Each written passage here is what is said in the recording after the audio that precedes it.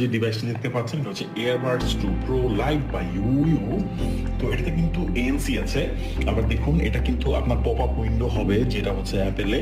আর এছাড়া silicon case এবং একটা থ্রেড আপনার সাথে পাবেন। তো আসুন বক্সটি ওপেন করি।